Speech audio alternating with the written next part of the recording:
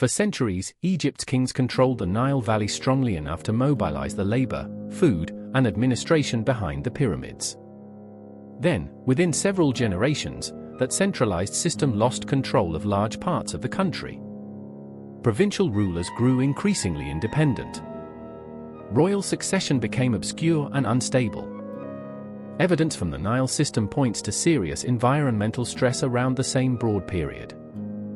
For years, this was told as one story, a single sudden drought that destroyed Egypt. But Egypt did not disappear, and the evidence does not support one simple cause. So what actually ended at the close of the Old Kingdom, a civilization, a government, or one particular way of organizing power? Start with what the Old Kingdom actually was. Beginning around 2686 BCE, it mobilized enough labor and resources to build the largest stone monuments the world had yet seen, including the pyramid. The Great Pyramid alone required large-scale quarrying, transport, food provisioning, and administration, coordinated by a state that treated its pharaoh as a living god. And organized nationwide grain redistribution to support it. For roughly 5 centuries, spanning the 3rd through 6th dynasties, that system held together, though not every reign within it pursued monument building at the same intense pace as the peak years around Giza. By the late 22nd century BCE, centralized royal authority had fragmented, though exact dates vary between chronologies. What followed is generally described as more than a century of fragmented regional rule, sometimes extending closer to a century and a half depending on which chronology a historian uses, a period modern scholars call the First Intermediate Period. For a long time, this was treated simply as a dark age, defined mainly by the absence of new pyramids. Increasingly, Egyptologists ask a more precise question: what exactly stopped working, and what, if anything, actually continued underneath it? The weakening did not begin the moment the 6th dynasty ended. Provincial elites had been gaining resources and influence for generations before that. Local offices that had once rotated between appointed officials increasingly became concentrated within powerful families, passed from father to son. These families accumulated their own local resources, built increasingly elaborate tombs in their own home territories rather than near the king's pyramid, and developed a stronger regional identity of their own. At Asyut, one province in particular, provincial governors built a base of administrative and military importance that would later make the city a significant political center in its own right, well into the First Intermediate Period. None of this required open rebellion during the Old Kingdom itself. It simply meant that, over time, provincial administrations grew less dependent on the royal center, even while formally still serving it. Once central royal authority weakened for other reasons, some of these already strengthened provincial administrations became the natural political, and eventually military, centers of the fragmented period that followed, competing for regional dominance in ways that would later crystallize into the rival Heracleopolitan and Theban power centers historians associate with the period. One figure often placed at the center of this story is Pepi II. Manetho, writing more than 2,000 years later and preserved only through later summaries, credited Pepi II with a reign of roughly 90 years. Contemporary evidence confirms an exceptionally long reign, but its exact duration remains genuinely debated among specialists, and recent chronological work continues to refine the picture rather than settle it definitively.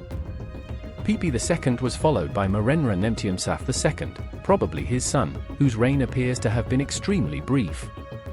The problem was not the total absence of an heir. A successor existed. The deeper issue was the weakness and obscurity of what followed him, a series of short, poorly documented reigns that suggest real political instability, though the surviving evidence is too limited to reconstruct one precise succession crisis in detail. The short and poorly documented reigns that followed indicate instability, but the surviving evidence does not reveal the institutional mechanism behind it. They also do not prove that succession problems alone caused the wider political fragmentation. Alongside these political pressures sits a genuinely well-documented environmental one. A 2003 sediment study led by geologist Jean Daniel Stanley found evidence of reduced Nile discharge around the end of the Old Kingdom, based on strontium isotopic and petrologic analysis of Nile Delta material. Separately, sediment cores from Lake Tana, one of the major headwater regions feeding the Blue Nile, record drought episodes across the broader Holocene period, including within the general window associated with the end of the Old Kingdom. Evidence from the Famine region also records long-term lake-level decline and increasing aridity, although the exact relationship between those changes and the political chronology remains uncertain. Many researchers relate this to the broader 4.2 kilo-year aridification event, a period of drying documented across a wide arc of the ancient world, from Egypt to Mesopotamia to the Indus Valley, though its precise timing, severity, and social consequences differed meaningfully between each of these regions rather than striking everywhere in the same way at once. Reduced Nile flooding would have threatened harvests, taxation, and grain reserves. But climate stress did not act on an empty landscape. It arrived while royal authority and provincial relationships were already changing, and the evidence does not allow us to calculate exactly how much of the resulting fragmentation was caused by climate alone, or whether the state would otherwise have continued largely unchanged. Two very different ancient sources are usually cited as evidence for what this period actually felt like, and they need to be read carefully and separately. The first is a literary composition called The Dialogue of Ipua and the Lord of All, which imagines Egypt turned upside down, wealth reversed, institutions disrupted, order replaced by chaos and lament. The work survives in a single Ramesside period manuscript, Papyrus laid Ni 344, while the composition itself is generally placed in the Middle Kingdom. Its precise date, historical setting, and relationship to real events remain debated, including in Roland Inmarch's detailed literary study of the text. It reads less like a contemporary news report and more like literature grappling with disaster after the fact, in the same broad tradition as other pessimistic Middle Kingdom wisdom texts. The second source is very different, the tomb autobiography of a provincial ruler named Anktifi, at Moala, who claimed to have kept his own territory fed while surrounding regions suffered. Anktifi's inscription may preserve a real memory of genuine local scarcity. It was also self-promotional political messaging, carved into his own tomb specifically to present himself as his people's protector and savior. Neither text can be read naively as a neutral report. Ipua is a literary meditation on collapse, composed and copied generations removed from the events it may describe. Anktifi is one provincial ruler's carefully curated case for his own legitimacy, not a disinterested government census. So, collapse, fragmentation, or transformation? The most defensible answer focuses on what specifically ended. What ended was not Egyptian society, language, or cultural identity.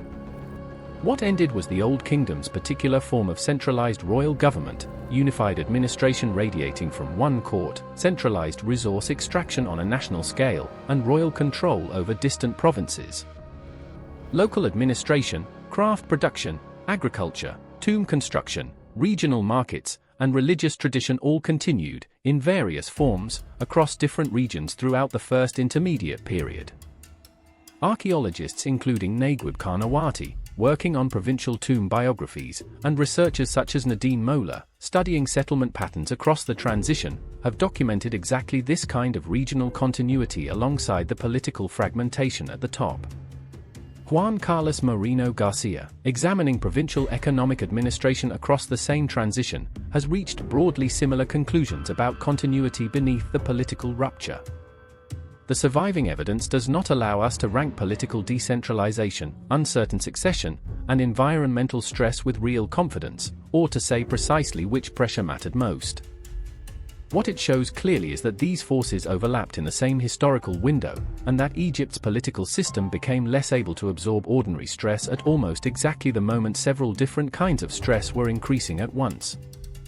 The Old Kingdom did not end because one curse, one king, or one drought destroyed Egypt. Central authority weakened while provincial power grew. Royal succession became genuinely uncertain. Environmental stress threatened the agricultural surplus that royal government had always depended on. None of that means Egyptian society disappeared. Regional administrations, markets, religious practice, and local elites continued throughout. More than a century later, Egypt reunified under the Middle Kingdom.